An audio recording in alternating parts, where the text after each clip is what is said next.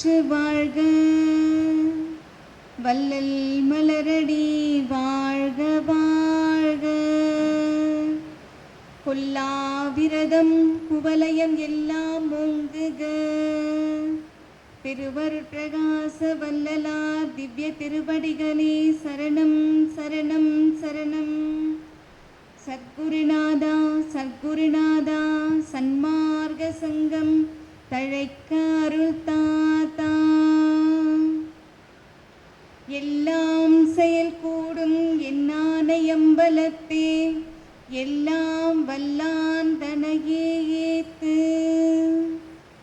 இன்று வருமோ நாளைக்கே வருமோ அல்லது மற்றின்று வருமோ அறியேன் எம் கோவே.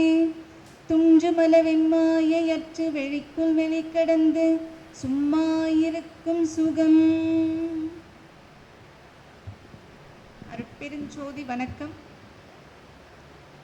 இங்கு கூடியிருக்கும் ஆன்மநேய உறவுகள் அனைவருக்கும் எனது தயவான வணக்கத்தை தெரிவித்துக் கொள்கிறேன். அடியேன் குருநாதர் தயவு ராஜன் பாபா ஐயா அவர்களின் பொற்பாதங்களை வணங்கி எனது உரையை தொடங்குகின்றேன். இந்த இடத்தில் பேச வாய்ப்பு என்பது இறைவனின் சித்தம் என்றே கூற வேண்டும். ஏன் இறைவனின் சித்தம் என்று கூற வேண்டும் என்றால், இந்த இடத்தில் பல உயிர்கள் பசியாறுகின்றது, இளைப்பாறுகின்றது, மேன்மை அடைகின்றது, நன்மை அடைகின்றது.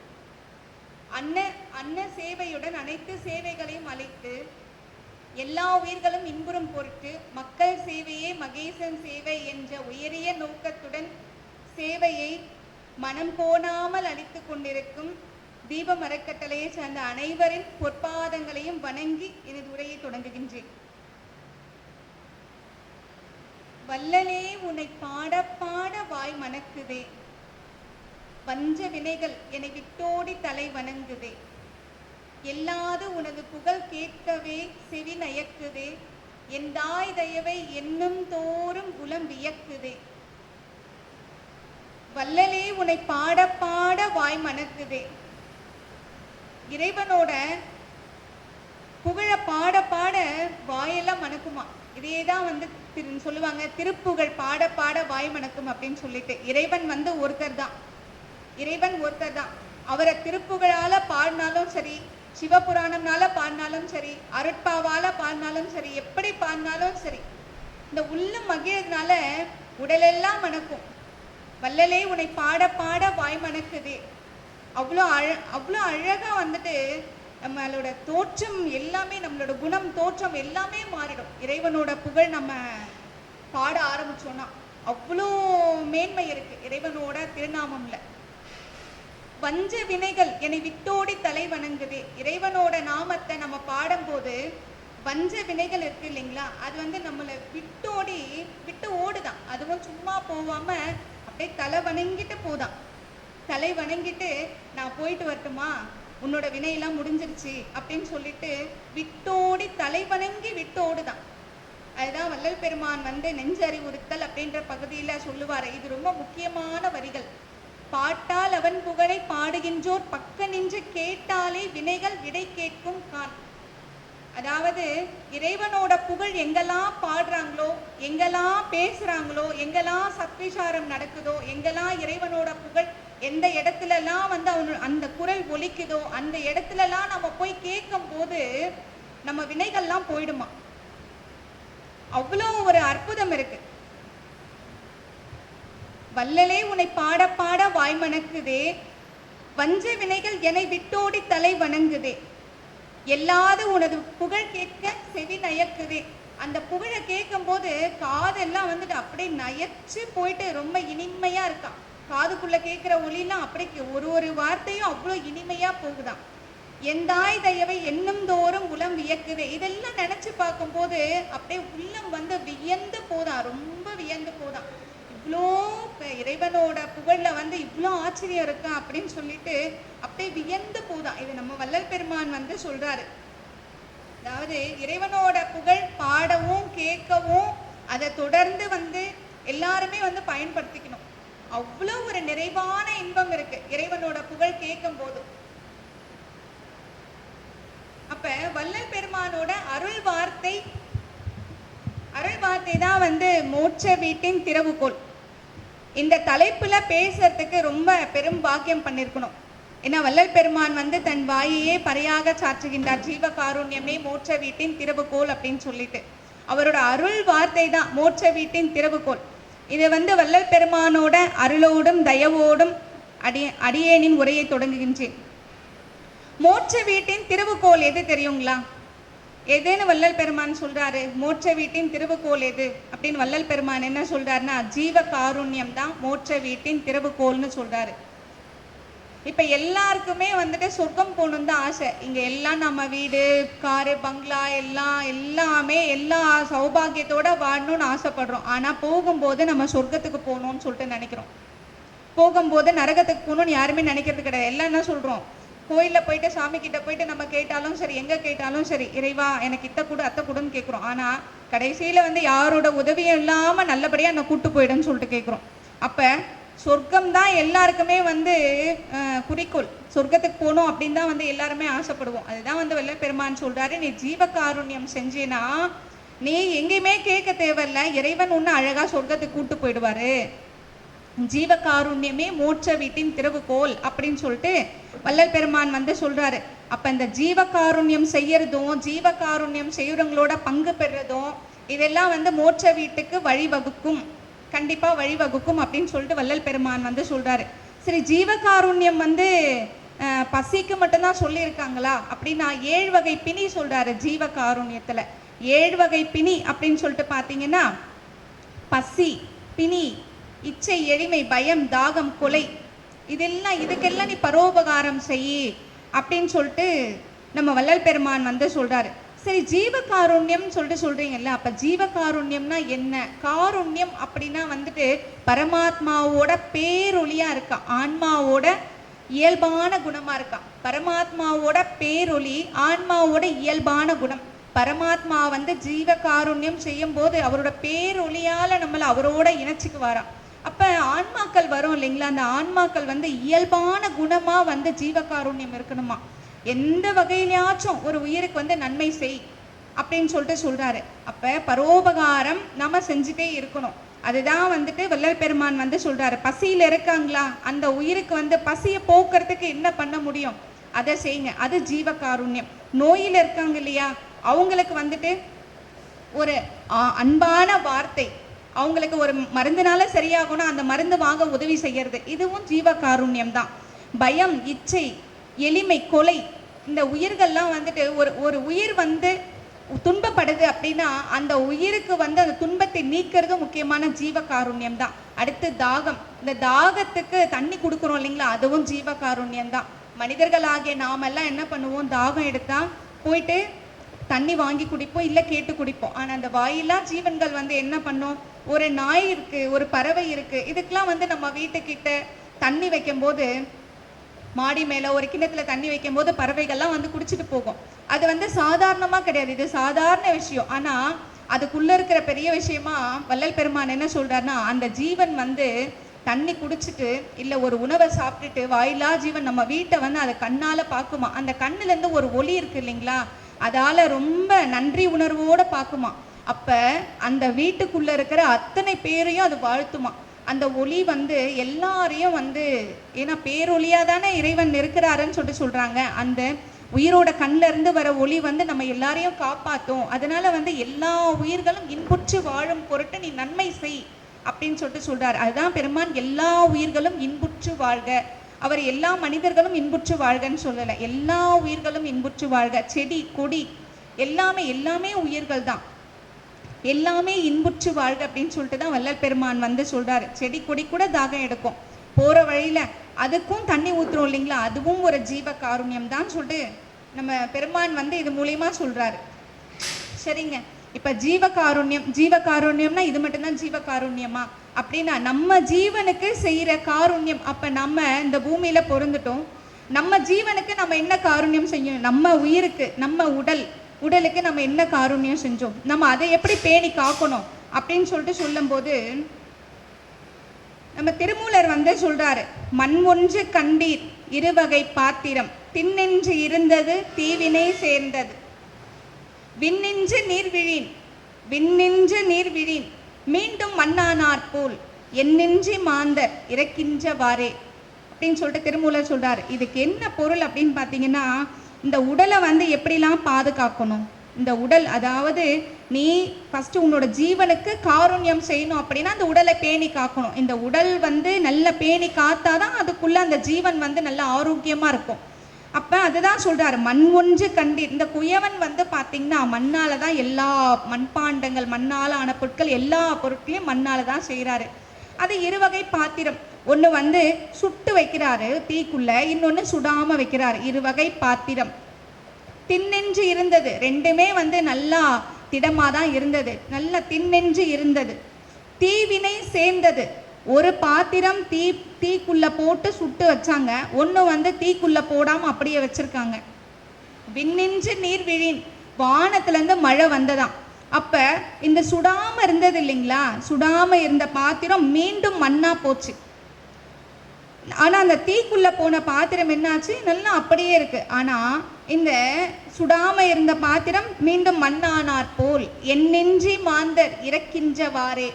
இந்த எப்படி வந்து இறைவனோட அருள் அப்படின்ற தீக்குள்ளே நம்மளை சுட்டுக்கலை, இறைவனோட அருள்ன்ற தீக்குள்ளே நம்ம வந்து ஐக்கியம் ஆகலை அப்படின்னா திரும்பவும் வந்து நாம் பிறந்து பிறந்து பிறந்து பிறந்து திரும்பவும் வருவோம், திரும்ப இந்த உடல் எடுத்துகிட்டு வருவோம், திரும்ப போட்டுடுவோம், திரும்ப போவோம். இதே தான் தொடர்ந்து நடந்துட்டுருக்கோம்.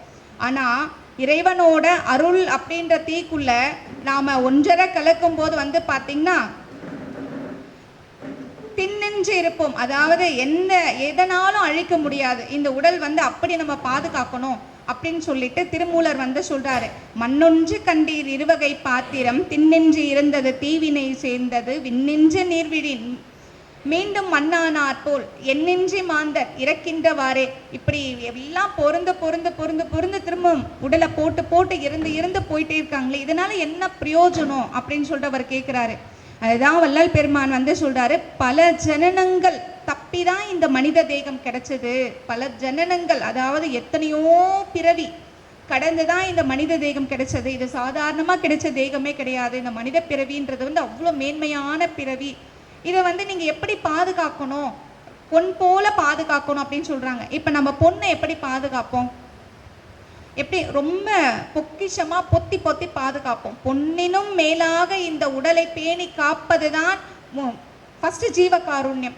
அதுதான் உன் ஜீவனுக்கு செய்யும் காருண்யம் அப்படின்னு சொல்லிட்டு பெருமான் சொல்கிறாரு. மாணிக்க வாசகர் வந்து இந்த பிறவி பெருங்கடல் பற்றி சொல்லுவார். அவர் சொல்லும் போது என்ன சொல்கிறாரு, எத்தனையோ பிறவிகள் கடந்துட்டேன், மீண்டும் பிறந்து பிறந்து பிறந்து பிறந்து இழைக்கின்றேனே, பிறந்து பிறந்து பிறந்து வந்துட்டே இருக்கனே இறைவா அப்படின்னு சொல்லிட்டு மணிவாசகர் கேட்பாரு. அவர் கேட்கும்போது, இறைவன் கிட்ட கேட்கும்போது என்ன சொல்றாரு, புல்லாகி பூடாய் புழுவாய் மரமாகி பல்விருகமாகி பறவையாய் பாம்பாய் கல்லாய் மனிதராய் பேயாய் கணங்களாய் வல்ல சுடராகி முனிவராய் தேவராய் செல்லா நின்றைய தாவர சங்கமத்துள் எல்லா பிறப்பும் பிறைந்திலைத்தேன் எம்பெருமான் அப்படின்னு சொல்லிட்டு கேட்பாரு. இந்த பிறவி பெருங்கடல் வந்து நம்ம இப்போ மனித பிறவி எடுத்திருக்கோம்னா எவ்வளோ மேன்மையான பிறவி. அப்போ எத்தனை பிறவி கடந்து நம்ம இந்த மனித தேகம் எடுத்திருக்கணும், அதுதான் இந்த பிறவி பெருங்கடல் பற்றி சொல்கிறாரு. இந்த பிறவியில் நீ நன்மையான காரியம் செஞ்ச, நன்மையான காரியம்லாம் செய்கிற, நன்மைக்கே நீ துணை போகிற அப்படின்னா அடுத்த பிறவின்றது உனக்கு மேன்மையான பிறவி கிடைக்கும். இதில் எத்தனை பிறவி இருக்குது பாருங்க. மணிவாசகர் சொல்கிறாரு, புல்லா பொருந்துட்டேன் இறைவா, ஒரு பூடாவும் பொருந்துட்டேன், வந்துட்டு புழுவாக கூட பொருந்துட்டேன். நம்ம வந்துட்டு நம்ம வள்ளல் பெருமான் சொல்கிறாரு, நாயிற்கடையேன் ஈயினும் இடிந்தேன் ஆயினும் அருளிய அருட்பெருஞ்சோதி. மலன்சார் புழுவோடு தன்னை ஒப்பிட்டு சொல்லுவார் வள்ளல் பெருமான். வந்து அவ்வளோ தன்னை வந்து தாழ்த்தி கொள்வார், அவ்வளோ தாழ்த்திக்குவார் வள்ளல் பெருமான்.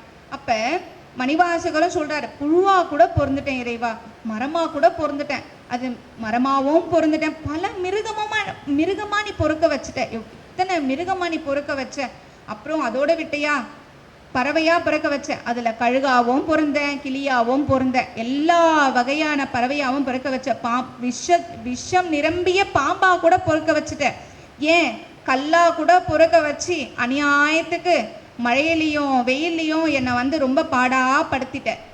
அப்புறம் மனித பிறவியை கொடுத்தேன், அப்படியும் பொருந்துட்டேன், பேயாவும் பொருந்துட்டேன், கணங்களாவும் பொருந்துட்டேன், வல்ல அசுரர் முனிவராய் தேவராய் செல்லா நின்ற இத்தாவர செங்கமத்துள் எல்லா பிறப்பும் பிறந்துட்டேன் இறைவா, இதுக்கு மேலே எனக்கு பிறவா வரம் அருள வேண்டும் அப்படின்னு சொல்லிட்டு கேட்குறாரு. நம்ம மணிவாசகர் வந்து எனக்கு பிறவியே வேண்டாம், இந்த பிறவி பெருங்கடல் போதும் அப்படின்னு சொல்லிட்டு அவர் கேட்டுட்டே இருக்காரு இறைவன் கிட்ட போயிட்டு. ஆனால் நம்ம வள்ளல் பெருமான் என்ன சொல்றாரு, பிறந்து பிறந்து இறந்து இறந்து என்ன பிரயோஜனம், இவ்வளோ ஒரு அரிதான ஒரு மானிட தேகம் நமக்கு கிடைச்சிருச்சு, மனித பிறவி கிடைச்சிருச்சு, ஏன் பிறந்துட்டு நம்ம இறக்கணும், மரணமில்லா பெருவாழ்வு நீ அருளல் வேண்டும் அப்படின்னு சொல்லிட்டு கேட்குறாரு நம்ம வள்ளல் பெருமான் வந்து. சரி, இந்த மனித பிறவி பற்றி நம்ம அப்பர் பெருமான் சொல்றாரு, இந்த மனித தேகம் வந்து எவ்வளோ ஒரு உயரிய பிறவி. அது அப்பர் பெருமான் சொல்லும் போது மனித பிறவியும் வேண்டத்தக்கதே, அதாவது மனித பிறவியும் வேண்டத்தக்கதே அப்படின்னு சொல்லிட்டு அப்பர் பெருமான் கேட்கிறாரு. இறைவனை புகழ்ந்து பாடி அம்பலத்தரசன் ஆடல் வல்லான், இவனை வந்து போற்றி புகழணும் அப்படின்னா அந்த மனித பிறவியால தான் அவனை பாடி துதித்து ஆடி மகிழ முடியும். அப்ப இந்த மனித பிறவியும் வேண்டத்தக்கதே அப்படின்னு சொல்லி அப்பர் பெருமான் வந்து சொல்றாரு. சரி, ஔவையாரும் சொல்லியிருக்காங்க இந்த மனித தேகம் மனித பிறவி பத்தி. என்ன சொல்லியிருக்காங்கன்னா, அரிது அரிது மானிடராய் பிறத்தல் அரிது. அதாவது இந்த மனிதரா பிறக்கிறது அவ்வளோ பெரிய விஷயமா ஔவையார் வந்து சொல்றாங்க. அவங்க சொல்லும் போதும் அரிது அரிது ஒரு ஆடு மாடா பிறத்தல் அரிதுனா சொன்னாங்க, அரிது அரிது மானிடராய் பிறத்தல் அரிது, கூன் குருடு செவிடு பேடு நீங்கி பிறத்தல் அதனினும் அரிது அப்படின்னு சொல்லிட்டு சொல்றாங்க. எவ்வளோ பெரிய விஷயம் இந்த மனித பிறவின்றது, ரொம்ப பெரிய விஷயம் அப்படின்னு சொல்லிட்டு சொல்றாங்க நம்ம அவை பிராட்டி. சரி, சித்தர்கள் வந்து சொல்றாங்க, எல்லாருமே இந்த மனித பிறவி பத்தி சொல்றாங்க. இந்த ஜீவன் எவ்வளோ இந்த உடலை எடுத்துட்டு அதுக்குள்ள இருக்க ஜீவன் வந்து எவ்வளோ மேன்மையானதுன்னு இதுல இருந்து புரிஞ்சுக்கலாம். அப்ப சித்தர்கள்லாம் சொல்லும் போது என்ன சொல்றாங்க, நந்தவனத்தில் ஒரு ஆண்டி அவன் 4 மாதமாய் குயவனை வேண்டி கொண்டு வந்தான் ஒரு தோண்டி, அதை கூத்தாடி கூத்தாடி போட்டுடை தாண்டி. இது அழகா நல்லா பாட்டா பாடிட்டு இதை கேட்டுட்டு என்ன பண்ணுவோம், பாட்டு பாடிட்டு நந்தவனத்தில் ஒரு ஆண்டி அவன் 4 மாதமாய் குயவனை வேண்டி கொண்டு வந்தான் ஒரு தோண்டி, அதை கூத்தாடி கூத்தாடி போட்டுடை தாண்டி அப்படின்னு அது ஒரு பாட்டு அப்படின்னு பாடிட்டு போயிடுவோம். ஆனால் அதுக்குள்ளே இருக்கிற அர்த்தத்தை நம்ம யோசிச்சு பார்த்தோன்னா ஒரு பிரமிப்பாக இருக்கும். நந்தவனத்தில் ஒரு ஆண்டினா யாரு, நம்ம தான், வேற யாரும் கிடையாது. அவன் 4 மாதமாய் குயவனை வேண்டி 10 மாசமா அம்மா வயிற்றுக்குள்ள இருந்து வெளியே வரும், கொண்டு வந்தான் ஒரு தோண்டி, இந்த உடல் தான் கொண்டு வந்தான் ஒரு தோண்டி, அதை கூத்தாடி கூத்தாடி போட்டுடை தாண்டி. பிறந்துட்டு கொஞ்சமான ஆட்டமா கொஞ்சமான பாட்டா என்ன அமக்கலும் எவ்வளோ அலப்புற எல்லாம் பண்ணிட்டு இருக்கோம். கூத்தாடி கூத்தாடி போட்டுடை தாண்டி இந்த உடலை எடுத்துட்டு வந்து என்ன பிரயோஜனம், போட்டுட்டு திரும்ப கிளம்பிடுறோம், அவ்வளோதான். திரும்ப அடுத்த பிறவி நமக்கு என்ன கிடைக்கும்னே தெரியாது. நம்ம மணிவாசகர் சொல்ற மாதிரி என்ன பிறவியில திரும்ப நம்ம வருவோம்னு தெரியாது. ஆனா நம்ம நல்ல செயல்கள் செய்யும் போது திரும்பவும் மீண்டும் சைவமே உருவான சன்மார்க்கத்தில் பிறப்பது உறுதி அப்படின்னு சொல்லிட்டு வள்ளல் பெருமான் வந்து சொல்றாரு. அதைதான் வந்து எல்லாருமே கேட்குறாங்க, எல்லா சித்தர்கள் முத்தர்கள் எல்லாம் என்ன கேட்குறாங்க, பிறவா வரம் அருள வேண்டும் இறைவா அப்படின்னு சொல்லிட்டு இறைவனை போயிட்டு கேட்டுட்டே இருக்காங்க.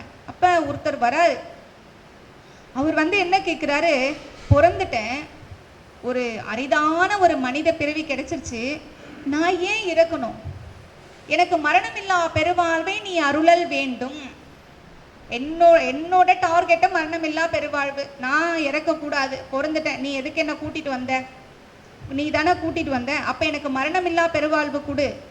நீ எப்படி இருக்க, எத்தனை யுகம் யுகமா நீ இருக்க இல்லையா, நீயும் ஒரு பேரொளி தானே, அப்ப ஆன்மாவும் பேரொளி தானே, அப்ப நான் மட்டும் ஏன் போனோம், அப்ப அதுக்கு என்ன வழி அப்படின்னு சொல்லிட்டு கேட்கும் போது இறைவனே சொல்றாரு, என்ன சொல்றாரு, உன்னுடைய உடலை நீ பேணி காத்தால், உன்னுடைய உடம்பை வந்து பொன் போல பாதுகாக்கும் போது உனக்கு மரணமில்லா பெருவாழ்வு கிடைக்கும் அப்படின்னு சொல்லிட்டு இறைவனே வந்து வள்ளல் பெருமானுக்கு சொல்றாரு.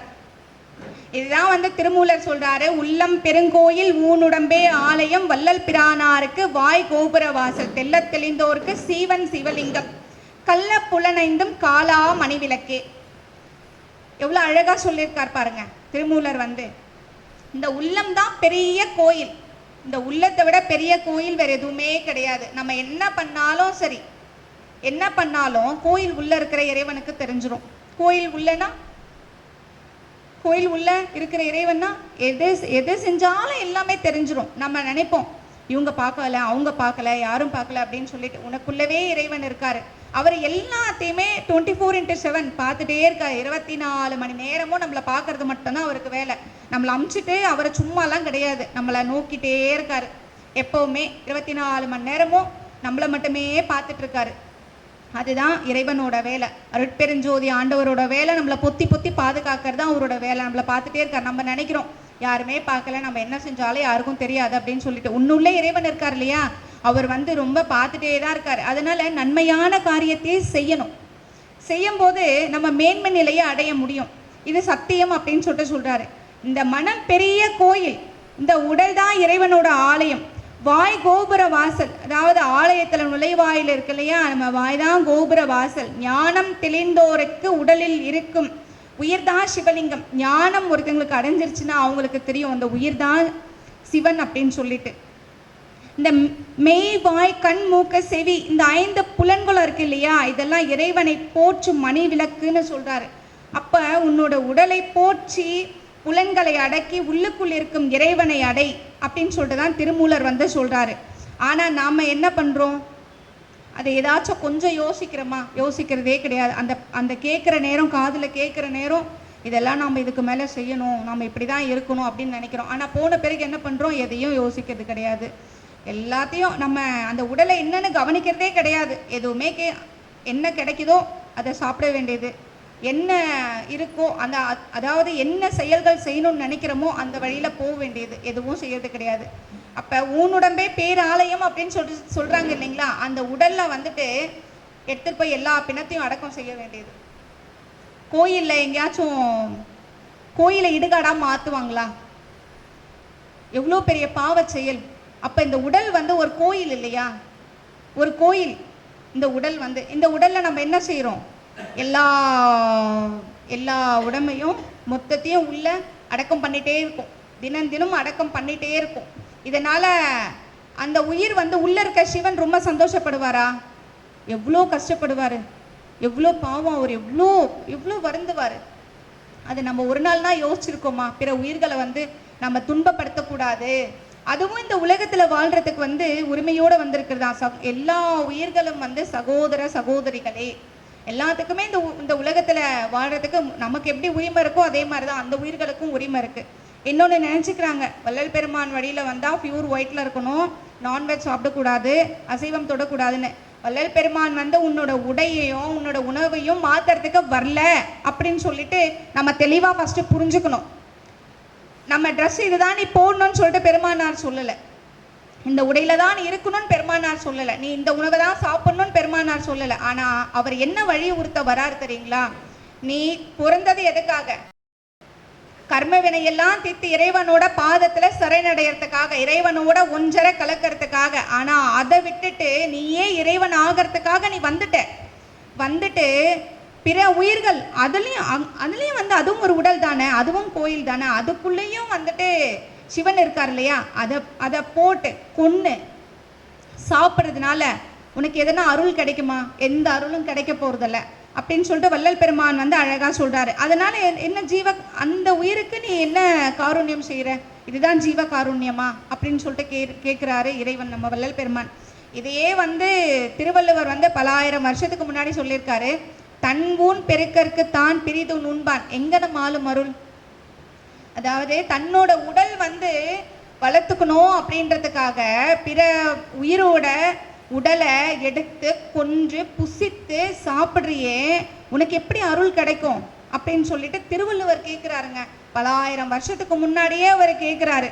திருவள்ளுவர் தன் ஊன் பெருக்கற்கு தான் பிரிது நுண்பான் எங்கனம் ஆளும் அருள். நீ அருள் வேணும்னு நீ சுற்றி எதனா பிரயோஜனம் இருக்கா? இப்போ சித்ரா பௌர்ணமிக்கு எல்லாம் கோயிலாக சுற்றணும். பௌர்ணமி முடிஞ்சது மறுநாள் எத்தனை கோழியோ எத்தனை ஆடோ எத்தனை ஓடுறதோ எத்தனை பறக்கிறதோ எத்தனை தாவறதோ எத்தனை குதிக்கிறதோ எத்தனை குழந்தைங்களோட அம்மாவை கொன்னாங்களோ எத்தனை அம்மாவோட குழந்தைங்கள கொன்னாங்களோ தெரியாது. அப்போ இறைவன் அருள் கொடுப்பாரா? அருள் கொடுக்கறதுக்கு எதுனா 1% சான்ஸ் இருக்கா? இதை தான் திருவள்ளுவர் கேட்குறாருங்க. தன் ஊன் பெருக்கற்கு தான் பிரிது நுண்பான் எங்கனமாலும் அருள். உனக்கு எப்படிப்பா அருள் வரும்? அருள் எப்படி வரும்? பிற உயிர்களை கொஞ்சம் சாப்பிட்டு நீ போயிட்டு கோயிலாக சுற்றி நீ போயிட்டு நான் தீ மிதிக்கிறேன், நான் அத்தை மிதிக்கிறேன், எது நான் பிரயோஜனமா? எதுவுமே கிடையாது. நீ அந்த மாதிரி உடலை வருத்திக்காத, நீ எதுவுமே செய்யாத, பிற உயிர்கள் மேல அன்பாயிரு, இறைவன் வந்து உன்னை தேடி வருவாரு அப்படின்னு சொல்லிட்டு சொல்றாரு. உடம்பார் அழியில் உயிரார் அழிவர், திடம்பட மெய்ஞானம் சேரவும் மாட்டார், உடம்பை வளர்க்கும் உபாயம் அறிந்தே உயிரை வளர்த்தேன் உயிர் வளர்த்தேனே. நம்ம திருமூலர் சொல்றாரு. திருமூலர் வந்து சொல்ற ஒரு கருத்துக்களும் வந்து பார்த்தீங்கன்னா அந்த உடலை எப்படிலாம் பேணி காக்கணுன்றதான் திருமூலர் அதிகமாக சொல்லியிருப்பாரு. நம்ம வள்ளல் பெருமானும் வந்து இந்த உடம்பை எப்படி பார்க்கணும், பொன் போல பாதுகாக்கணும் தான் அவரும் வந்து தன் வாயையே பறையாக சாற்றினார். அதாவது உடம்பு அழிஞ்சிருச்சுன்னா இந்த உயிர் அழியும் இல்லையா? ஒரு கோயில் இருக்கு, அந்த கோயில் வந்து பாழடைஞ்சிருச்சுங்க. அதுக்குள்ள ஒரு தெய்வத்தோட சிலை வைப்பாங்களா? இல்லை ஒரு வீடு இருக்குங்க, அந்த வீடு வந்து பாழடைஞ்சிருச்சு, அந்த வீட்டில் வசிக்க முடியுங்களா? யாராச்சும்? யாருமே வசிக்க முடியாது. உடம்பார் அழியில் உயிரார் அழிவர், இந்த உடம்பு அழிஞ்சிச்சுன்னா உயிர் அழிஞ்சிரும் இல்லையா? திடம்பட மெய்ஞானம் சேரவும் மாட்டார். அப்போ உண்மையான ஞானம் அடையவே முடியாது. இந்த உடம்பு இல்லைன்னா உண்மையான ஞானம் அடைய முடியாது. இந்த உடம்பால தான் இறைவனை அடைய முடியும். இந்த உடம்பு வந்து நம்ம பேணி காக்கலைன்னா இறைவனை அடைய முடியாது. உடம்பை வளர்க்கும் உபாயம் அறிந்தே உடம்பை வளர்த்தேன் உயிர் வளர்த்தேனே. இந்த உடம்பை வளர்க்குற உபாயம் என்னன்னு தெரிஞ்சுக்கணும். நல்ல உணவு, சைவமே உருவான உணவு சாப்பிடணும். இந்த உடம்பை வளர்க்குறதுக்கு வேற என்ன செய்யணும்? நல்ல எக்ஸசைஸ் பண்ணணும், நல்ல செயல்கள் எல்லாத்துலேயும் ஈடுபடணும். அப்போ இந்த உடலை பேணி காக்க முடியும். அப்போ நம்ம உயிர் வந்து பல காலம் நீடித்திருக்கும். இதுதான் வந்து திருமூலர் வந்து சொன்னார், உடம்பை வளர்க்கும் உபாயம் அறிந்தே. அந்த உபாயம் என்னன்னு தெரிஞ்சுக்கிட்டு உடம்பை பேணி காத்து வளர்த்து, இந்த உடலில் உள்ள ஒரு பொருள் இருக்கு இல்லையா? என்ன பொருள் இருக்கு உடம்புக்குள்ள? என்னங்க பொருள் இருக்கு? உயிர் அப்படின்ற பொருள் வந்து இந்த உடம்புக்குள்ள இருக்கு. அந்த உடம்பை வளர்த்தேன் உயிர் வளர்த்தேனே. இந்த உடம்பை வளர்த்துட்டா என்னோட உயிரை வந்து நான் நல்லா நீட்டிக்க முடியும் அப்படின்னு சொல்லிட்டு சொல்றாரு. சரிங்க, இவ்வளோ நேரம் உடல் தான் பார்த்துக்கணும், உடம்பு ரொம்ப முக்கியம், திருமூலர் சொல்கிறாரு, திருவள்ளுவர் சொல்கிறாரு அப்படின்னு சொல்லிட்டு எல்லாம் மனசில் நினைப்பீங்க. இன்னொன்று என்னென்னா, எனக்கு சுகர் இருக்குது, எனக்கு பிபி இருக்குது, எனக்கு கொலஸ்ட்ரால் இருக்குது, எனக்கு தைராய்டு இருக்குது, நான் எப்படிமா உடம்பை பார்க்க முடியும்? நான் கரெக்ட் டைமுக்கு டேப்லெட் எடுக்கலைன்னா எனக்கு ரொம்ப கஷ்டமாயிடும். எவ்வளோ கஷ்டமாகும்னு உனக்கு என்ன தெரியுமாம்மா? நீ என்ன ஈஸியாக சொல்லிட்டு போயிடுறம்மா, உனக்கு தெரியுமா அப்படின்னு சொல்லிட்டு எல்லாருமே மனசில் ஒரு டவுட் இருக்கும். நான் டேப்லெட் போட்டால் தான், நான் மாத்திரை போட்டால் தான் நான் மறுநாளைக்கு வந்து நல்லா ஆக்டிவாக இருக்க முடியும் அப்படின்னு. இதுக்காக தான் என்ன பண்ணார், நான் இப்போ அதாவது பலாயிரம் வருஷம் கழித்து நம்ம இந்த ஆன்சர் சொல்லுவோம், இந்த பதில் சொல்லுவோம்னு சொல்லிட்டு திருவள்ளுவருக்கு தெரிஞ்சிருக்கு. அப்போவே தெரிஞ்சிருக்கு. அவர் என்ன சொல்லிட்டாருன்னு அப்போவே எழுதி வச்சுட்டு போயிட்டாரு. நம்ம மக்கள் என்ன பண்ணுவாங்கன்னா, சில 1000 வருஷம் கழித்து வரும்போது எனக்கு இந்த பிரச்சனைலாம் இருக்குது, நான் எப்படி உடம்பை வளர்க்க முடியும், ஏன்னா நான் இப்படி தான் இருந்தாகணும், எனக்குன்னு ஒரு ஷெடியூல் இருக்குது, இதன்படி தான் நான் இருந்தாகணும்னு சொல்லுவாங்க. அப்போ வரவங்க வந்து இதை பார்த்து தெரிஞ்சுக்கிட்டோன்னு சொல்லிட்டு ஒரு குறள் சொல்லிட்டு போயிருக்காரு. என்ன குறள்னா, மருந்தென வேண்டாவாம் யாக்கைக்கு அருந்தியது அச்சது போற்றி உனேன். நீ எந்த மருந்துமே எடுக்க தேவையில்ல. மருந்தென வேண்டாவாம் யாக்கைக்கு, உன் உடம்புக்கு மருந்தே தேவை கிடையாது. அருந்தியது அற்றது போற்றி உனேன். நீ சாப்பிட்ட இல்லையா, அது செரிக்குதான் பார்த்து நீ சாப்பிட்டேன்னா உனக்கு மருந்தே தேவை கிடையாது.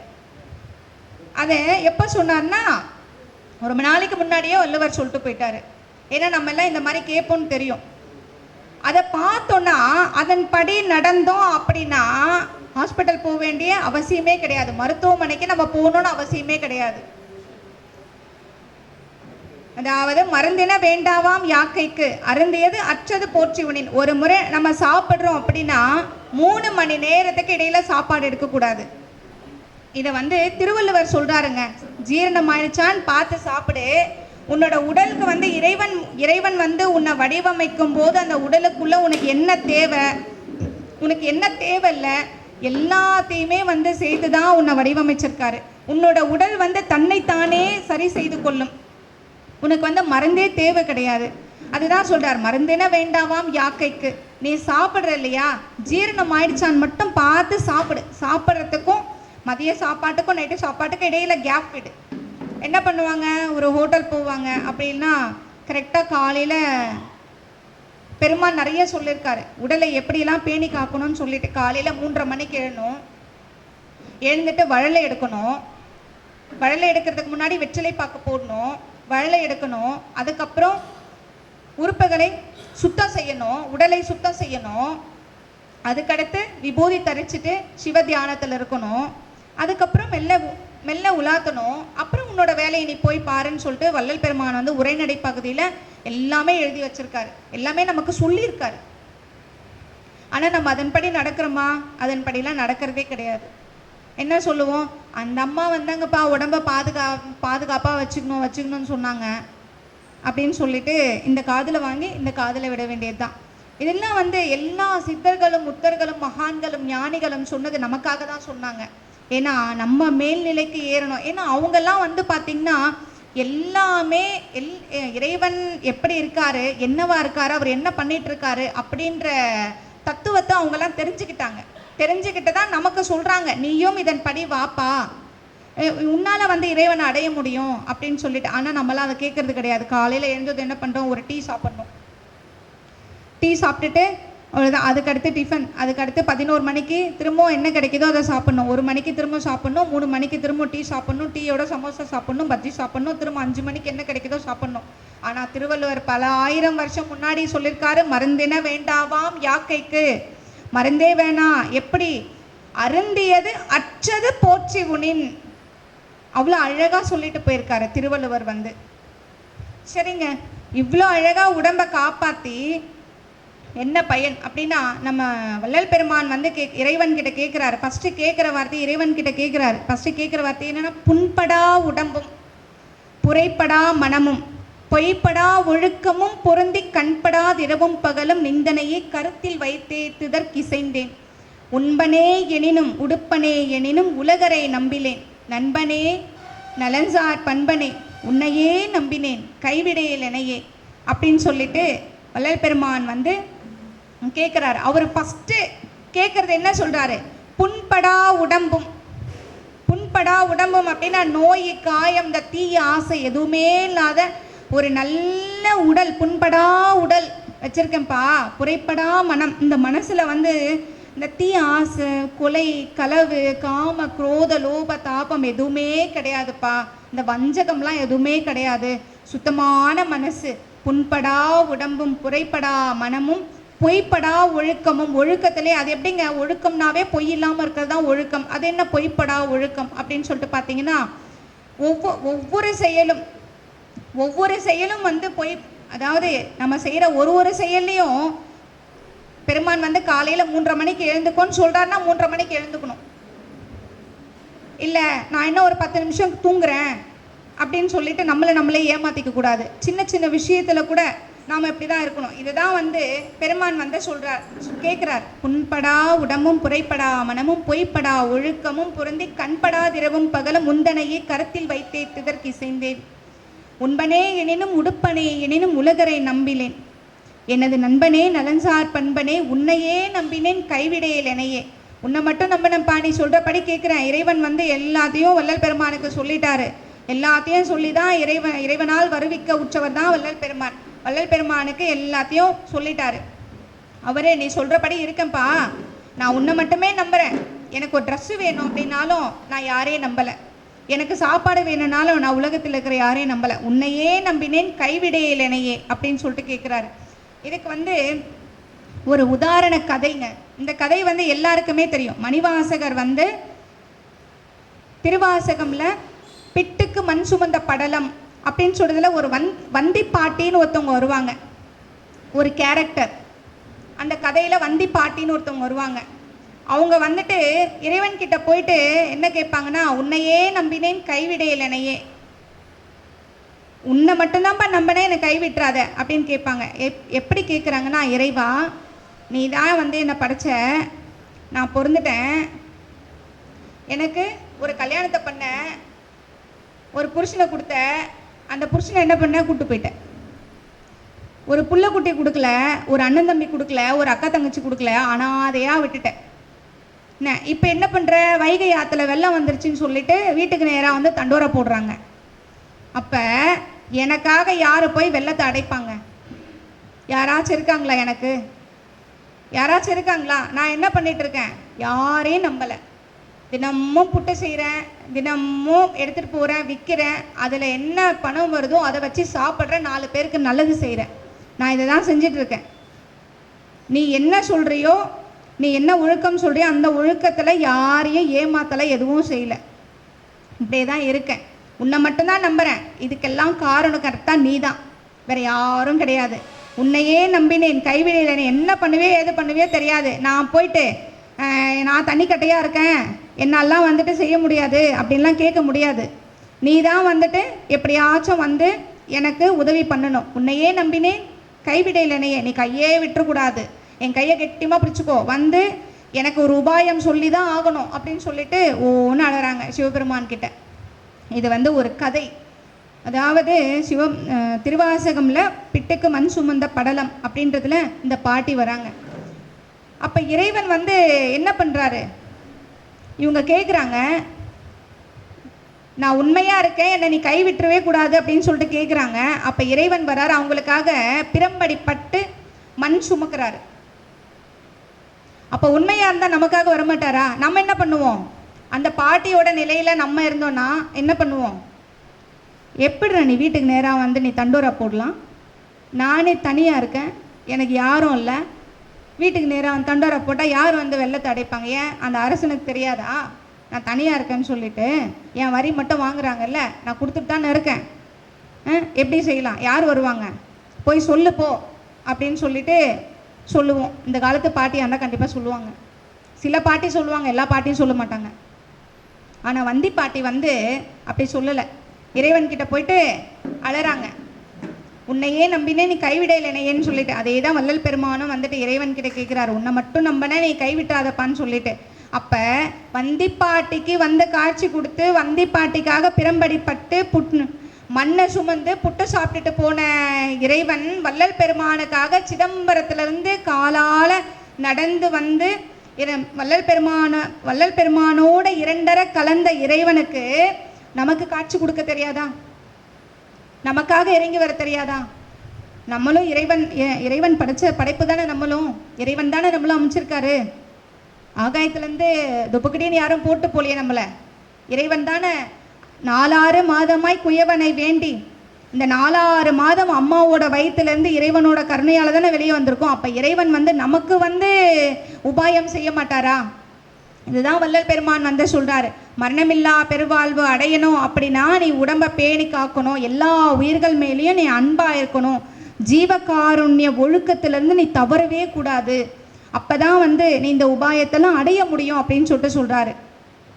தானே தானாகி எல்லாம் தானாகி அலனாய் தனிப்பதியாய் விளங்கிடும் என் தந்தையை என் தாயை வானே அவ்வான் கருவே, வான் கருவின் முதலே வல்லால் என் அன்பரெல்லாம் உள்ளா நெஞ்சவனே தேனே செம்பாகே என்று இனித்திடும் தெல்லமுதே, சிற்சபையில் பெருவாழ்வை சிந்தை செய்மின் உலகீர், ஊனேயும் உடல் அழியாது ஊழிதொரும் ஓங்கும் உத்தம சித்தியை பெறுவீர், சத்தியம் சொன்னேனே.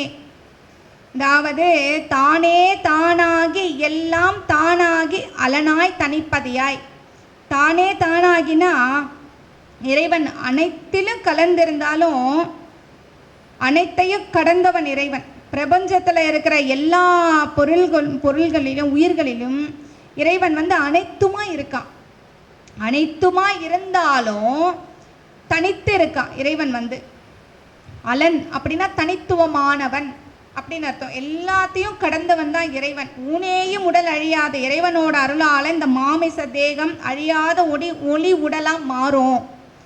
எப்போ மாறும் அப்படின்னு சொல்லிட்டு பார்த்தீங்கன்னா, உத்தம சித்தியை பெற முடியும். எப்படி பெற முடியும் உத்தம சித்தியை? சன்மார்க்க சங்கத்து இறைவன் வந்து என்னெல்லாம் சொல்லியிருக்காரோ வள்ளல் பெருமான் நமக்கு அதை எல்லாமே அருளியிருக்காரு. சன்மார்க்க சங்கத்தை சேர்ந்திடுமீன் உத்தம சித்தியை பெற்றிடுவீர், சத்தியம் சொன்னேனே. இது வந்து பொய் கிடையாதுப்பா, நான் உண்மைதான் சொல்கிறேன். இது பொய்யான வார்த்தை கிடையாது, இது கற்பனை வாக்கும் கிடையாது, இது சத்திய வாக்கு. சுத்த சன்மார்க்க நெறியில் இணைந்து இறைவனின் கருணை மூலம் அழியாத நிலையை அடைய முடியும்னு நம்ம வள்ளல் பெருமான் வந்து சொல்கிறாருங்க. அழியாத நிலை என்றால் மரணமில்லா பெருவாழ்வு, அதை உன்னால் அடைய முடியும் அப்படின்னு சொல்லிட்டு நம்ம வள்ளல் பெருமான் வந்து சொல்கிறாரு. அதாவது எப்படின்னா நினைந்து நினைந்து உணர்ந்து உணர்ந்து நெகிழ்ந்து நெகிழ்ந்து நெகிழ்ந்து நெகிழ்ந்து அன்பே நிறைந்து நிறைந்து ஊற்றெழும் கண்ணீர் அதனால் உடம்பு நனைந்து நனைந்து அருளமுதே நன்னிதியே ஞான நடத்தரசே என்னுரிமை நாயகனே என்று வணைந்து வணைந்து ஏத்துதும் நாம் வம்மேன் உலகியலீர் மரணமில்லா பெருவாழ்வில் வாழ்ந்திடலாம் கண்டீர். புனைந்துரையேன் பொய் புகழேன் சத்தியம் சொல்கின்றேன் அப்படின்னு சொல்றாரு. வள்ளல் பெருமான் வந்துட்டு இன்னைக்கும் வாழ்ந்துட்டு இருக்காரு. இந்த இடத்துல நம்மளோட சேர்ந்து கேட்டுட்டு இருக்காரு, எல்லாத்தையும் பார்த்துட்டு இருக்காரு. வள்ளல் பெருமானோட கருணை இல்லைன்னா இவ்வளோ அழகா இந்த இடத்துல இவ்வளோ ஜீவகாருண்ய பணி வந்து நடக்கவே நடக்காது. அவரு சொல்றாரு, புனைந்துரையேன் பொய் புகழேன் சத்தியம் சொல்கின்றேன். நான்லாம் இட்டுக்கட்டி சொல்லலப்பா, பொய் சொல்லலை, சத்தியமா சொல்றேன், நீ மரணமில்லா பெருவாழ்வை அடைய முடியும், இது சத்தியம் அப்படின்னு சொல்லிட்டு சொல்றாரு. நினைந்து நினைந்து உணர்ந்து உணர்ந்து நெகிழ்ந்து நெகிழ்ந்து நினைந்து நினைந்துனா நம்மளோட ஆன்மாவோட நிலையை நினைக்கணும், இறைவனோட நிலையும் நினைக்கணும். ஆன்மாவோட நிலையும் உணரணும். உணர்ந்து உணர்ந்து இதெல்லாம் அடுக்கு மொழி கிடையாது. உணர்ந்து உணர்ந்து அபர ஞானத்தாலையும் இறைவனை உணரணும். அபர ஞானத்தால உணர்ந்த இறைவனை மெய்ஞானத்தாலையும் உணரணும். உணர்ந்து உணர்ந்து நெகிழ்ந்து நெகிழ்ந்து அப்படியே அந்த நிகழ்ச்சி இருக்கு இல்லையா, அவ்வளோ அழகா இருக்குமா அந்த நிகழ்ச்சி. வந்து வள்ளல் பெருமான் வந்து அந்த நிகழ்ச்சியெல்லாம் ரொம்ப அழகா விவரித்து சொல்லியிருப்பார். இறைவன் வந்து வள்ளல் பெருமானோட உடலோட சேரும்போது அவ்வளோ நெகிழ்ந்துருகி அவர் அப்படியே நெகிழ்ச்சி ஆயிட்டாராம். நெகிழ்ந்து நெகிழ்ந்து நிறைந்து நிறைந்து ஊற்றெழும் கண்ணீர் அதனால் உடம்பு நனைந்து நனைந்து அந்த நெகிழ்ச்சினால இறைவனை பார்த்த நெகிழ்ச்சி, இறைவனை நினைக்கிற நெகிழ்ச்சி, இறைவனோட அருளை நினைக்கிற ஒரு நிகழ்ச்சி இருக்கு இல்லைங்களா, அதனால அப்படியே ஊற்றெழும் கண்ணீர் அதனால் உடம்பு நனைந்து நனைந்து. எப்பவுமே வந்து ஔவையார் சொல்லுவாங்க, ஓதாமல் ஒரு நாளும் இருக்க வேண்டாம். ஓதாமல் அப்படின்னா படிக்காமல் ஒரு நாளும் இருக்க வேண்டாம் அப்படின்னு ஒரு அர்த்தம். ஆனா ஓதாமல், ஓதம்னா என்ன தெரியுங்களா? ஓதம்னா யாருக்காச்சும் தெரியுங்களா? ஓதம்னா அந்த மழை வந்தா செவுத்துல ஓதம் இருக்கும். ஓதாமல் ஒரு நாளும் இருக்க வேண்டாம். நெஞ்சில ஈரம் இல்லாம ஒரு நாள் கூட இருக்காதீங்க. ஓதாமல் ஒரு நாளும் இருக்க வேண்டாம். நெஞ்சில ஈரம் இல்லாம, அன்பு இல்லாம, கருணை இல்லாம, அந்த கருணை அன்பு தயவு இருந்தாலே நெஞ்சில ஈரம் இருக்கும். நெஞ்சில ஈரம் இல்லாம ஒரு நாளும் இருக்காதீங்க. எல்லா உயிர்கள் மேலும் அன்பா இருங்க. அதுதான் ஓதாமல் ஒரு நாளும் இருக்க வேண்டாம் உள்கருத்து. அதுதான் சொல்றாரு. நெகிழ்ந்து நெகிழ்ந்து நிறைந்து அன்பே நிறைந்து நிறைந்து ஊற்றெழும் கண்ணீர் அதனால். அந்த அன்பு நிறைஞ்சிருச்சுனாவே கண்ணில் இருந்து அப்படியே ஊற்றெழும் கண்ணீர் அவ்வளோ நினைஞ்சு போயிடுமா. அப்படியே இந்த உடம்பே நினைகிற அளவுக்கு கண்ணீர் வருமா. வள்ளல் பெருமான் சொல்றாருங்க, இவ்வளோ பெரிய மகான், மரணமில்லா பெருவாழ்வை பெற்று இன்னைக்கும் நம்மளோட வாழ்ந்துட்டு இருக்க மகான் சொல்றாரு இந்த வார்த்தையெல்லாம். உன்னால கண்டிப்பா நான் பெற்ற இன்பம் உன்னாலேயும் பெற முடியும், சத்தியமா சொல்றேன், நான் பொய்யெல்லாம் சொல்லலை அப்படின்னு சொல்லிட்டு நம்மளெல்லாம் வந்துட்டு பார்த்து சொல்றாரு. நம்ம யாருன்னா அதை கேட்குறோமா? வணைந்து வணைந்து ஏத்துதும் நாம் வம்மீன். வணைந்து வணைந்து ஒரு வணைந்து வந்து பார்த்தீங்கன்னா எல்லாம் அடுக்குமொழியாக சொல்லியிருக்காருன்னு நினைப்பீங்க. அப்படி கிடையாது. ஒரு வணைந்து வந்து பார்த்தீங்கன்னா நான் என்ற அகங்காரம் அழியணும். நான் என்ற அகங்காரம் அழியறதான் வணைந்து. நான் என்ற அகங்காரம் அழிஞ்சிருச்சு அப்படின்னா இன்னொரு வணைந்து இந்த மண்பாண்டங்கள்லாம் குயவன் செய்வார் இல்லைங்களா, இந்த எல்லா பொருள்களும் ஒரு நிலையற்ற பொருள் இருக்குன்னா அந்த பொருளை வச்சு என்ன வேணாலும் நம்ம செய்ய முடியும். ஒரு ரா மெட்டீரியல் இருக்கு அப்படின்னா அந்த ரா மெட்டீரியல் வச்சு நம்ம என்ன மாதிரி ப்ராடக்ட் ஒன்றாலும் செஞ்சுக்கலாம். அதுதான் வணைந்து. நீ உன்னோட நான் என்ற அகங்காரம் நீ எல்லாத்தையும் நீ ஒழிச்சிட்டு நீ என்கிட்ட வந்து நின்னேன்னா உன்னை வந்து அழகாக நான் வந்து உருவாக்கிடுவேன் அப்படின்னு சொல்லிட்டு இறைவன் சொல்கிறார். அப்படி உருவாக்கிட்டா இறைவன் உருவாக்கிட்டாருன்னா மரணமில்லா பெருவாழ்வை உன்னால் கண்டிப்பாக அடைய முடியும் அப்படின்னு சொல்லிட்டு வள்ளல் பெருமான் சொல்கிறாருங்க. உச்சமொழி உரைக்கின்றேன் ஒருமையினால் உமக்கே உறவன் அஞ்சி பகைவன் என உண்ணாதீர் உலகீர். உச்சமொழி, உனக்கு என்ன மொழி? உச்சமொழி உரைக்கின்றேன் ஒருமையினால் உமக்கே உறவன் அஞ்சி பகைவன் என உண்ணாதீர் உலகிற். கற்றவரும் கல்லாரும் அழிந்திட காண்கின்றீர் கரணமெல்லாம் கலங்க வரும் மரணமும் சம்மதமோ, கரணமெல்லாம் கலங்க வரும் மரணமும் சம்மதமோ, சற்றும் இதை சம்மதியா, என் மனந்தான் உமது மனந்தான் கண்மனமோ வன்மனமோ அறியேன். இச்சிதனை தடுத்திடலாம் என்னுடன் சேர்ந்திடமின், என் மார்க்கம் இறப்பொழிக்கும் சன்மார்க்கம் தானே. என்னோட சேர்ந்துருங்க. என்னோட மார்க்கம் எது தெரியுங்களா? இறப்பே இல்லாத சன்மார்க்கம். இதுதான் வந்து என்னோட மார்க்கம் அப்படின்னு சொல்லிட்டு வள்ளல் பெருமான் சொல்றாரு. உச்சமொழி உரைக்கின்றேன், மிகவும் உண்மையான நன்மை பயக்கும் வார்த்தையை சொல்றேன். எதனால சொல்றேன்னா, அன்பின் மிகுதியால சொல்றேன், இரக்கத்தால சொல்றேன், மன ஒற்றுமையினால சொல்றேன் உனக்கு. அதனால தான் சொல்றேன். ஏன் உரைத்தேன்? இரக்கத்தால் உரைத்தேன், உனக்கு இரக்கத்தால சொல்றேன். இதெல்லாம் கேட்டுக்கோங்க. என்னை வந்துட்டு பகைவனாவோ உறவாவோ நினைக்காதீங்க. இதெல்லாத்தையும் தள்ளி வச்சுட்டு நீங்கள் நல்லா ஆராய்ந்து பாருங்க. என் கருத்தை மட்டும் பாருங்க. கற்றவரும் கல்லாரும், கற்றவரும் கல்லாரும்னா இப்போ பிஹெச்டி படித்தவங்களும் 2ஆம் கிளாஸ் படித்தவங்களும் கிடையாது.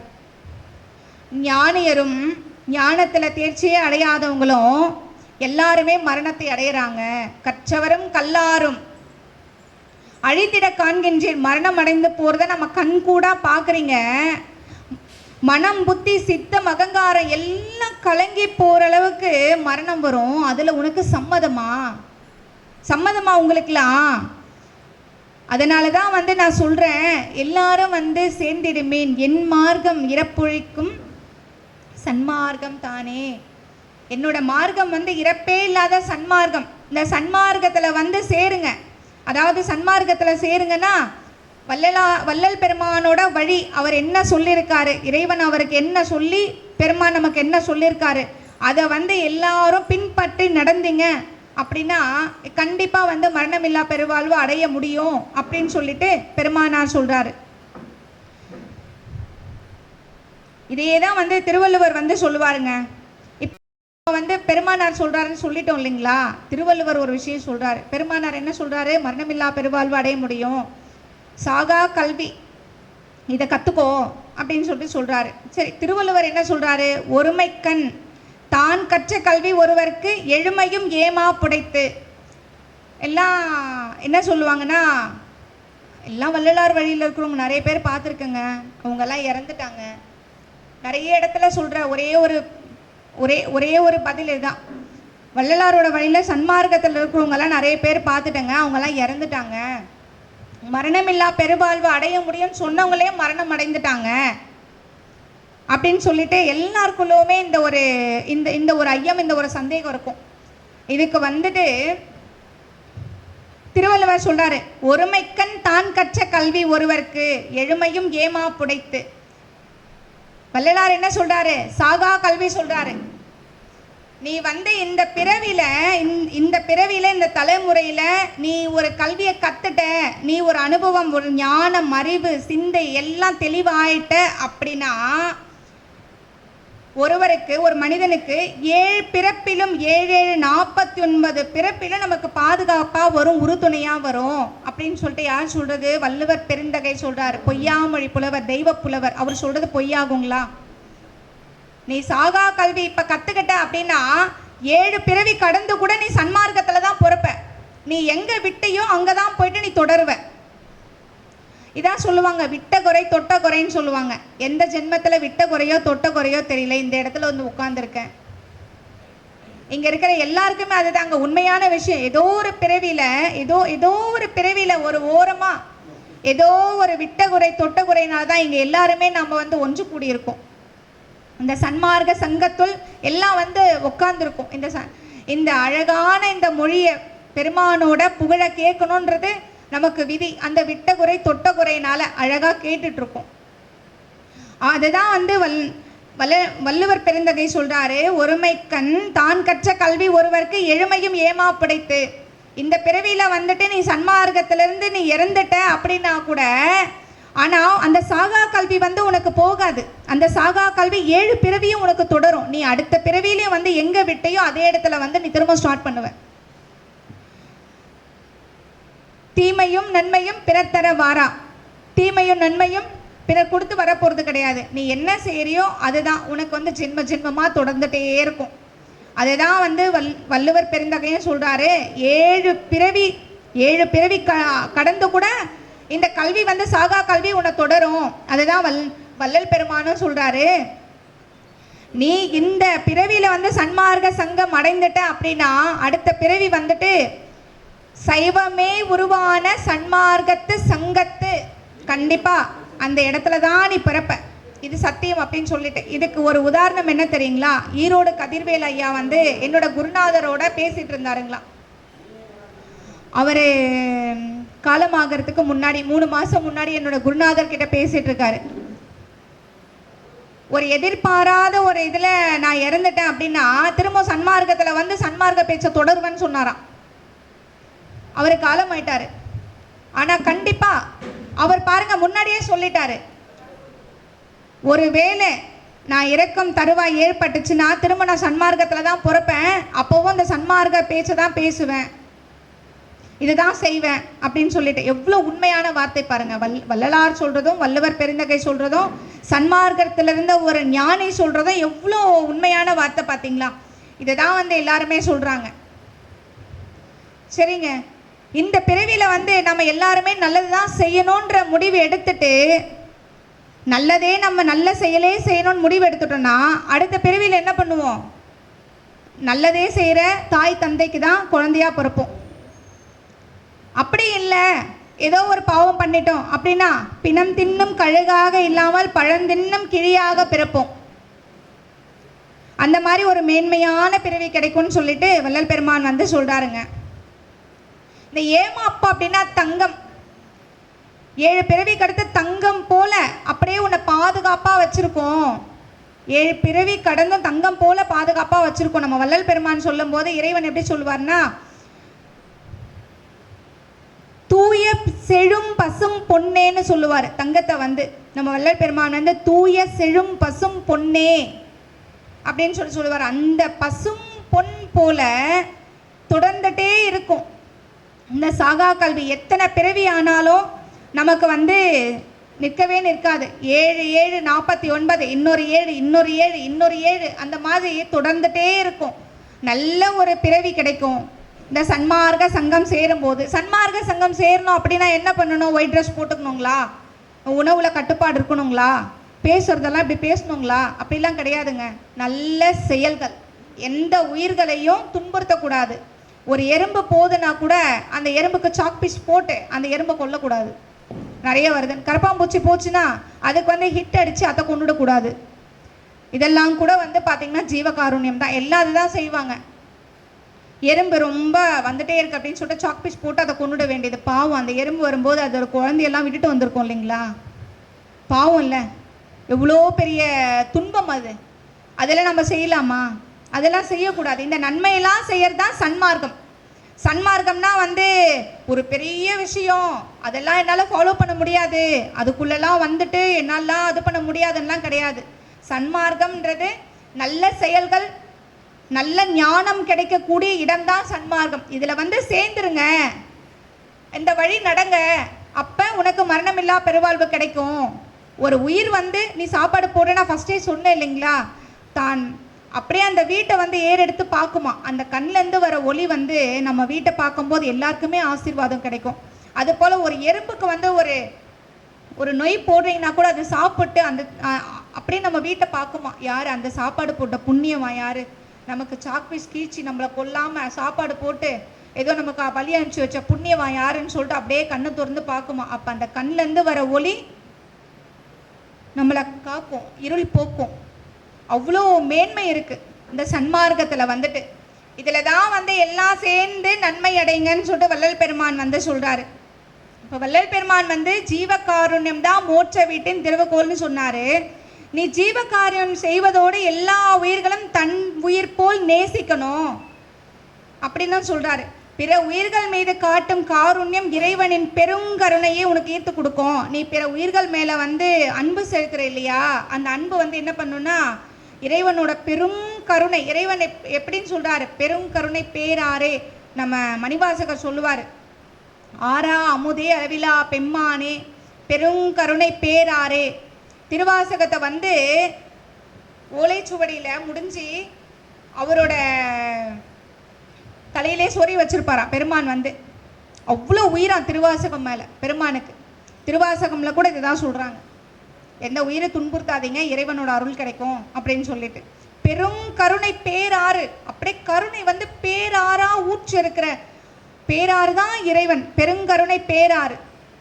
அப்ப அந்த கருணை, அந்த பெருங்கருணை பேராறு, அந்த கருணை ஆத்துல எல்லாருமே வந்து அள்ளி அள்ளி பருகலாங்க. இறைவனோட அருளை அள்ளி அள்ளி பருக முடியும்.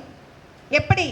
பிற உயிர்கள் மேல அன்பு காட்டும் போது, ஜீவகாருண்யம் செய்யும் போது, ஜீவகாருண்யம் செய்யறவங்களுக்கு உதவி செய்யும் போது கண்டிப்பா அது நடக்கும். ஜீவகாருண்யம் அப்படின்னா உன்னோட ஜீவனுக்கும் நீ காருண்யம் செய்யணும். உன்னோட ஜீவனுக்கு நீ செய்யற காருண்யம் ரொம்ப பெருசு. உன்னோட உடலை வந்து பாதுகாக்கிறதும் பெருசு, பிற உயிர்களோட உடலை பாதுகாக்கிறதும் பெருசு. இதெல்லாம் நீ செய்யும் போது உனக்கு வந்து மோட்ச வீடு இருக்கு இல்லையா, அந்த சாவி கையில் கொடுத்துருவாரு. இந்தாப்பா நீ கேட்ட இல்லையா, இந்த சாவி வச்சுக்கோ, ஜீவ காருண்யமே மோட்ச வீட்டின் திருவுக்கோள், அந்த சாவி உன் கைக்கு வந்துடும். அப்ப அந்த சாவி வந்துருச்சுன்னா ஓபன் பண்ணி என்ன பண்ணலாம், நாம எல்லாருமே சொர்க்கத்துக்கு போகலாம். இந்த நரகம்லாம் யாருக்குமே சான்ஸே கிடையாது. அப்ப நம்ம என்ன செய்யணும், எல்லா உயிர்கள் மேலேயும் அன்பா இருக்கணும். அதுதான் பெரிய விஷயம். அற்றார் அழிப்பசி தீர்த்தல் அக்தொருவன் பெற்றான் பொருள் வைப்புழி. அற்றார் அழிப்பசி தீர்த்தல் அக்தொருவன் பெற்றான் பொருள் வைப்புழி அப்படின்னா, திக்கு இல்லாதவங்க, திராணி இல்லாதவங்க, ரொம்ப பசியா இருக்காங்க இல்லைங்களா, இவங்களுக்கெல்லாம் வந்து பசியை தீக்கிறது பெற்றான் பொருள் வைப்புழி. வைப்புழி அப்படின்னா சேமித்து வைக்கும் இடம் என்று பொருள். வைப்புழினா சேமித்து வைக்கிற இடம் என்று பொருள். அற்றார் அழிப்பசி தீர்த்தல் அக்தொருவன் பெற்றான் பொருள் வைப்புழி. இந்த தீபம் அறக்கட்டளை வந்து பார்த்தீங்கன்னா அந்த பணியை தான் செஞ்சுட்டு இருக்காங்க. வைப்புழியில புண்ணியத்தை சேர்த்து வச்சுட்டு இருக்காங்க. வைப்புழி என்றால் சேமிப்பு கிடங்கு, புண்ணியத்தை சேர்க்கும் இடம் அப்படின்னு சொல்லிட்டு வள்ளலார் வந்து சொல்லிட்டு போயிருக்காரு. இன்னொன்று நம்ம திருவள்ளுவரும் சொல்லியிருக்காரு. அப்ப தீபம் அறக்கட்டளை என்ன செய்யறாங்க, இந்த புண்ணிய சேவை தலைமுறை கடந்தும் தலை தோங்குற மாதிரி, ஏன்னா அங்கேதான் சொல்லிட்டார், எழுமையும் ஏமா புடைத்து அப்படின்னு சொல்லிட்டு, நீ என்ன செய்யறியோ அது 7 பிறவி கடந்து வந்துட்டே இருக்கும் அப்படின்னு சொல்லிட்டு, இந்த சேவை வந்து பசியை தீக்கிற சேவை இருக்கு இல்லைங்களா, இந்த சேவை வந்து 7 பிறவியும் தலை தோங்கும் என்பது வள்ளல் பெருமானின் அருளோடும் அருட்பெருஞ்சோதி ஆண்டவரின் வற்றாத பெருங்கருணையோடும் என்றும் நீடூழி நிலைத்து விளங்கும் என்பது திண்ணம். ஒரு இடத்துல வந்துட்டு ஒரு அன்ன சேவையும் சரி, சாப்பாடு போடுறாங்க, பசியால் இருக்கிறவங்களுக்கு சாப்பாடு, அடுத்து படிக்க முடியலையா அந்த குழந்தைங்களை வந்து படிக்க வைக்கிறாங்க, அடுத்து வந்து பார்த்தீங்கன்னா முதியோர்கள் அவங்களுக்கு முடிஞ்ச உதவி செய்கிறாங்க. இந்த கஞ்சி வந்து எடுத்துட்டு போயிட்டு புற்றுநோய் மருத்துவமனையாண்ட கஞ்சி கொண்டு போய் கொடுக்குறாங்க. எவ்வளோ பெரிய விஷயம். இதுதான் திருவள்ளுவர் சொன்னார், அற்றார் அழிப்பசி தீர்த்தல் அக்தொருவன் பெற்றான் பொருள் வைப்புழி. அப்ப இவங்க செய்யற இந்த சேவை வந்து பாத்தீங்கன்னா 7 பிறவியும் கடந்து, அந்த 7வது தலைமுறை 7 49வது தலைமுறையும் கடந்து இது நிலைத்து நீடூழி வாழும் என்பது வள்ளல் பெருமானின் சத்தியமான வாக்கு. இந்த சத்தியமான வாக்கோட இந்த வாய்ப்பை கொடுத்த தீபம் அறக்கட்டளை நிலையத்தாருக்கும் அனைவருக்கும் என் தயவான நன்றிகளையும் வணக்கத்தையும் தெரிவித்துக் கொள்கிறேன். எனது உரையில் ஏதேனும் குறை இருப்பின் அது என்னையே சாரும், நிறை இருப்பின் திருவருட்பிரகாச வள்ளல் பெருமானையே சாரும். போற்றி நின் பேரருள் போற்றி நின் பெருஞ்சீர் ஆற்றலின் நோங்கிய அருட்பெருஞ்சோதி அருட்பெருஞ்சோதி அருட்பெருஞ்சோதி தனிப்பெரும் கருணை அருட்பெருஞ்சோதி. இன்னும் ஒரு சின்ன விஷயம் மட்டும் சொல்லிக்கிறேங்க. இன்னைக்கு வந்து இறைவன் இந்த இடத்துல உட்கார வச்சிருக்காருன்னா அது பெரிய ஒரு வியப்பு தான். எவ்வளோ சோதனையெல்லாம் தாண்டி இந்த இடத்துல வந்து இறைவன் உட்கார வச்சிருக்காரு. இது எதனாலனா பிற உயிர்கள் மேல அன்பா இருக்கிறதுனால தான். இந்த சன்மார்க்கத்துல வந்து எனக்கு குரு கிடைச்சிருக்காங்க. அந்த குரு வந்து பாத்தீங்கன்னா கொல்லா நெறியே குருவரல் நெறி என பல்கால் எனக்கு பகர்ந்த மெய் சிவமே, அருட்பெருஞ்சோதி ஆண்டவரே எனக்கு கிடைச்ச மாதிரி தான் என்னோட குரு வந்து எனக்கு குரு அப்படின்னா குற்றம் எல்லாம் நீக்குபவர் தான் குரு. கூனா குற்றம், ரூனா நீக்குபவர். அப்படி அதே போலதான் இந்த சன்மார்க்கத்துக்கு வந்த பிறகு, ஏன் சொல்றேன்னா என்னோட அம்மா இறந்துட்ட பிறகுதாங்க சன்மார்க்கத்துக்கு நான் வந்தேன். அம்மா இறந்த அன்னைக்கே என்னோட குருவை பார்த்தேன். இன்னைக்கு வரைக்கும் அம்மா இல்லாத கவலை எனக்கு கிடையாது. அம்மா இல்லாத கவலையே ஒரு நாளும் நான் கவலைப்பட்டதே கிடையாது. ஆனால் ஒரு ஓரத்தில் எங்கேயோ இருந்திருக்கும். உடனே என்ன பண்ணார் தெரியுங்களா? வள்ளல் பெருமானும் அருட்பெருஞ்சோதி ஆண்டவர் ஒரு அம்மாவை கொடுத்துட்டாங்க. ஒரு அம்மாவை ஃப்ரீயாக கொடுத்துட்டாங்க. அந்த அம்மா வந்து எப்படின்னா, எங்கள் அம்மா எப்படி அன்பு காட்டுறாங்களோ, மணிவாசக சொல்லுவார், கச்சாவின் அன்பு போல் கசிந்துருக வேண்டுவனே, கச்சாவின் அன்பு போல் கசிந்துருக வேண்டுவனே அப்படின்னு சொல்லிட்டு பார்த்தீங்கன்னா, இந்த அம்மாங்களுக்கெல்லாம் வந்து பார்த்தீங்கன்னா எனக்கும் சேர்த்து தான், நானும் ஒரு அம்மா தான். இந்த அம்மாங்களுக்கெல்லாம் ஒரு சுயநலம் இருக்கும். என் குழந்தை வந்துட்டு வளர்ந்த பிறகு எனக்கு வீடு கட்டி கொடுக்கும், அதெல்லாம் இப்படிலாம் இருக்கும், அப்படிலாம் இருக்கும், அது இப்படி பார்த்துக்கும், அப்படி பார்த்துக்கும், சமுதாயத்தில் நல்ல பேரை வாங்கி கொடுக்குன்ற ஒரு சுயநலம் ஒன்று இருக்கும். ஆனால் அந்த பசுமாடு இருக்கு இல்லைங்களா, எந்த சுயநலமும் இருக்காது. அந்த பசுமாடு வந்து கன்றுக்கு பால் கொடுக்கும்போது இது வந்து எனக்கு பெரிய பண்ணை கட்டி கொடுக்கும் அப்படிலாம் நினைக்காது. ஒரு சுயநலமே இல்லாத அன்பு தான் இறைவன் சொல்றாரு. கச்சாவின் அன்பு போல் கசிந்துருக வேண்டுவனே, உன்னை நான் அப்படிதான்ப்பா, உன் மேல அன்பை கசிந்து உருகணும். சுயநலமே இல்லாம நீ எனக்கு இது கொடு அது கொடுன்னு கேட்காம நான் உங்ககிட்ட எதுவுமே கேட்கக்கூடாது, எதிர்பார்ப்பே இருக்கக்கூடாது, ஆனால் உன் மேலே அன்பை காட்டிகிட்டே இருக்கணும் அப்படின்னு சொல்லிட்டு சொல்கிறாரு. அந்த மாதிரி வந்து சன்மார்க்கத்தில் எனக்கு ஒரு தாய் கொடுத்துருக்காங்க. சங்கரன் ஐயாவுக்கு தெரியும், அவருக்கு நல்லாவே தெரியும். ரொம்ப மனக்குழப்பம். 3 மணிக்கு ஃபோன் பண்ணுறேன். எனக்கு யாரையுமே உள்ள என்னோட குருநாதர் மட்டும்தான் தெரியும், வேறு யாரையும் தெரியாது. 2 ஆப்ஷன் வச்சுட்டு ஃபோன் பண்ணுறேன். ஐயா வந்து அருட்பெருஞ்சோதி வந்து எழுதுமா அப்படின்னு சொல்லிட்டாரு, அவ்வளோதான். இது உண்மையாலே நடந்த விஷயம். என்னோட வாழ்க்கையில் நிறைய நடந்திருக்கு. இதில் வந்து ஒரு சின்ன இடம், இந்த இடத்துல இந்த வார்த்தையை சொல்லணும். அப்போ அம்மா இருந்தால் நான் சொல்லியிருப்பேன், அம்மா இல்லாதனால யார்கிட்ட சொல்கிறதுன்னு தெரியல. அப்போ வந்து பார்த்திங்கன்னா நம்மளோட அந்த வினைன்றது ஒரு நிமிஷம் நம்மளை மறைக்கும், இருள் மறைக்கும். அப்போ சங்கரன் ஐயா வந்து எனக்கு சொல்கிறாரு, அம்மா இல்லைங்கம்மா, நீங்கள் அருட்பெருஞ்சோதி மகாமந்திரம் எழுதுங்க அப்படின்னு சொல்லிட்டு அருட்பெருஞ்சோதி மகாமந்திரம் எழுதி 1 வருஷத்தில் கிடைச்ச தாய் தான் மஞ்சுளா அம்மையார். தாயினும் மேலே எனக்கு ஒரு தாய் என்ன பண்ணுவாங்க, குழந்தைக்கு இது நல்லா இல்லை, அது நல்லா இல்லை, இது இப்படி இருக்குது, அது அப்படி இருக்குது சொல்லுவாங்க. தாயினும் மேலே என்னை பார்த்துப்பாங்க. ஒரு அம்மா வீட்டுக்கு குழந்தை வந்தால் என்ன பண்ணுவாங்க, இப்போ என் வீட்டுக்கு என் பொண்ணு வரேன்னா என் பொண்ணுக்கு எல்லாத்தையும் மூட்டை கட்டி அனுப்புவேன். ஐயோ நம்ம குழந்தைக்கு இது நல்லாயிருக்கும், அது நல்லாயிருக்கும். அதுக்கும் மேலே அவங்க இதுக்கெல்லாம் சங்கரன் ஐயாவுக்கு வந்து ரொம்ப நன்றி சொல்லிக்கணும். அந்த ஒரு நாள் 2 ஆப்ஷனில் தேவையில்லாத ஆப்ஷன் நான் சூஸ் பண்ணியிருந்தேன்னா இன்னைக்கு இந்த இடத்துல வந்து பேசுகிற வாய்ப்பும் நீங்கள் கேட்குற வாய்ப்பும் கிடைச்சிருக்காது. ஐயாவுக்கு வந்து நன்றி சொல்லிக்கிறேன். இந்த வாய்ப்பை அளித்த அனைவருக்கும் நன்றி.